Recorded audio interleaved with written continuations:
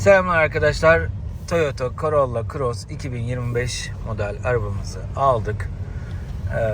Sahilde sürüş yapıyoruz şu anda. Dün aldık. Teslimatta herhangi bir sorun olmadı. Bayiden istedik. Bayiden gelmesi 4-5 gün sürdü. Tabii bunlar artık 2025'in son modelleri. Artık Mart ayında 2026'lar çıkacak. O yüzden biz gümüş grisi olmasına karar verdik.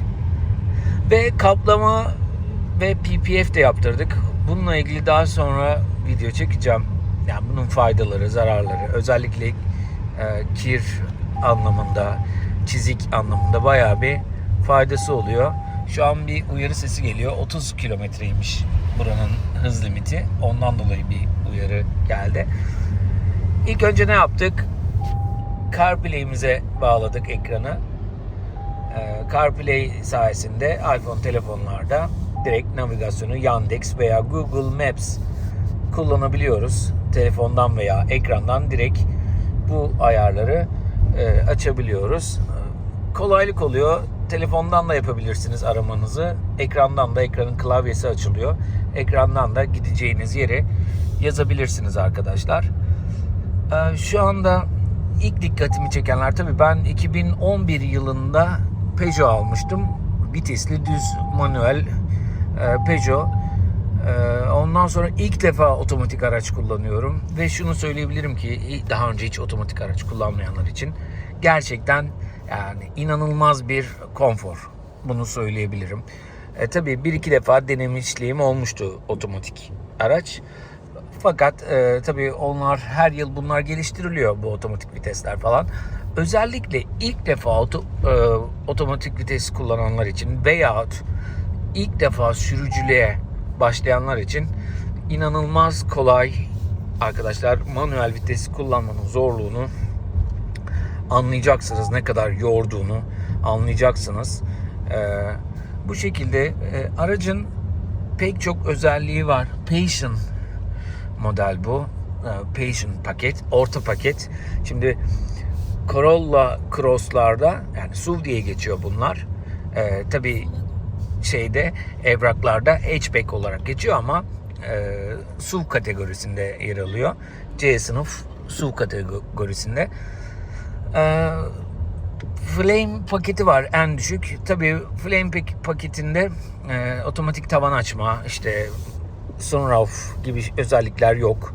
Yani taban şöyle açabilir miyiz şeyi?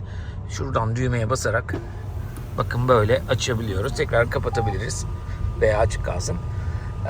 Bu Passion paketinde var arkadaşlar. Passion paketinde yine elektrikli bagaj var. Arka camlar filmli geliyor. Passion paket bize daha uygun geldi. Özellikle şu tavan açısından gayet konforlu. Kliması şu şekilde, hem sol taraftaki oturan kişi hem de sağ tarafta oturan kişi klimayı kendi ayarında kullanabiliyor. Mesela ben de şu an 27, sağ tarafta 21. Bunu kendinize göre ayarlayabiliyorsunuz. Araç hibrit bir araç arkadaşlar. Hibrit yani inanılmaz bir tasarruf sağlıyor.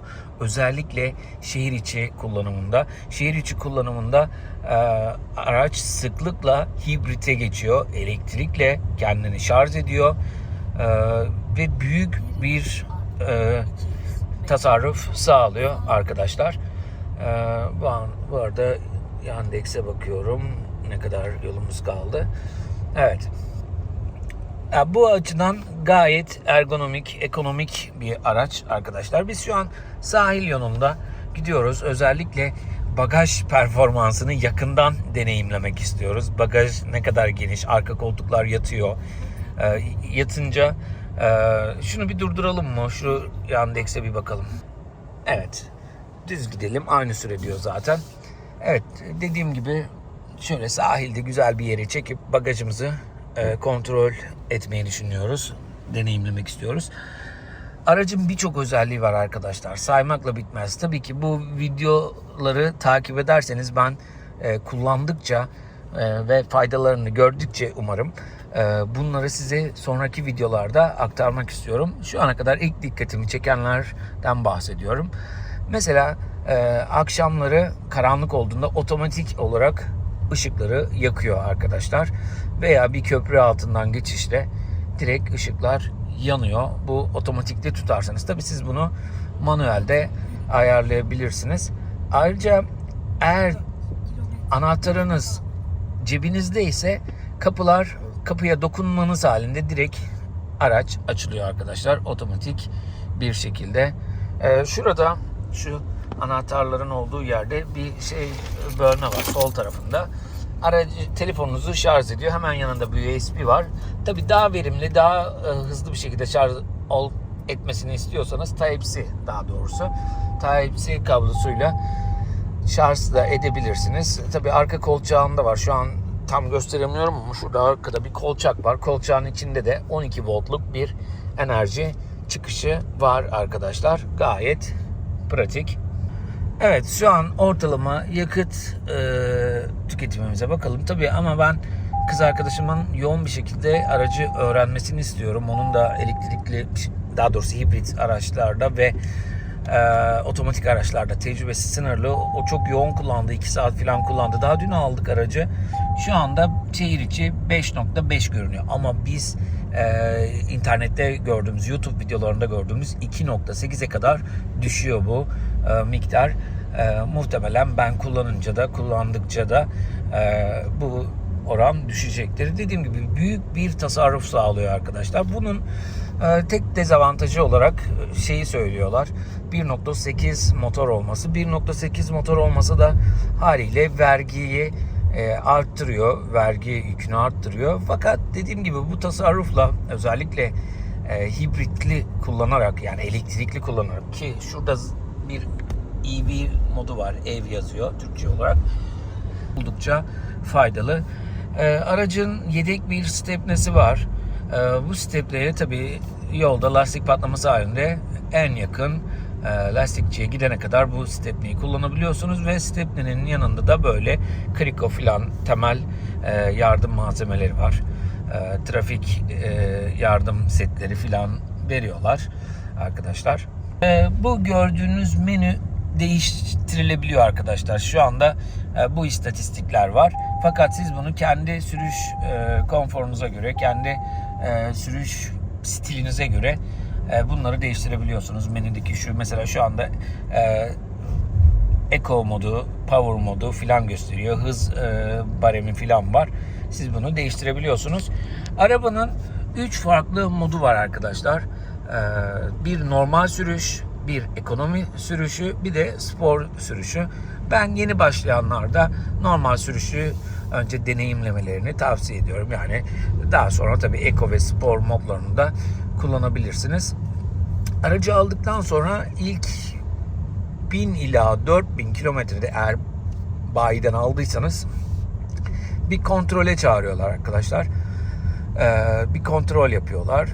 Daha sonra tabii yıllık bakımlarını bayiden yaptırmak, yani garantisinden yaptırmak, yetkili servisten yaptırmak kaydıyla sizin 10 yıllık garantiniz devam ediyor. Yani Toyota Corolla'yı alma sebebim daha çok arkadaşlar arabanın sağlamlığı. Yani kolay kolay bozulmaması.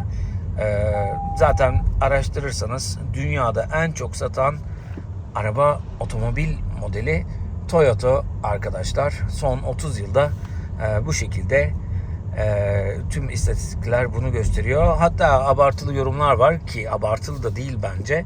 Yani su ve yağını değiştirdikten sonra yıllar boyunca hiç servise uğramadan bakım hani temel bakımlar haricinde öyle herhangi bir arıza vermediğini söylüyorlar. Hatta bizim bir arkadaşımız Toyota kullanıyor. 99 model, diyor ki yağ ve suyunu değiştirmekten başka yani 99'dan beri hiçbir şekilde muayene haricinde aracı bir yere götürmedim tamir için diyorlar. Toyota'nın böyle bir özelliği var. Arkadaşlar konfor açısından değerlendirirsek bence olabildiğince konforlu bir araç. Tabii sizin bu konfordan ne anladığınıza da bağlı. İhtiyaçlar, ne gibi gereksinimlere ihtiyaçlarınız var. Bununla alakalı. Şimdi biz Peugeot kullandığımız için 2011'den beri bu bize inanılmaz konforlu geldi. Ama siz farklı modeller kullanmışsınızdır. Çok daha yeni.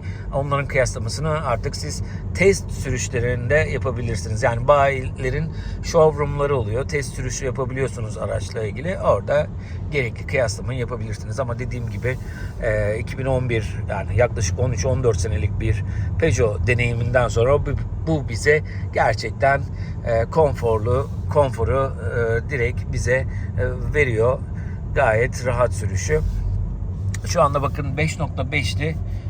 Tabii ben şu an video anlattığım için 5.4'e düştü. Bu şehir içinde oldukça verimli seviyelere, daha da verimli seviyelere gelecektir arkadaşlar.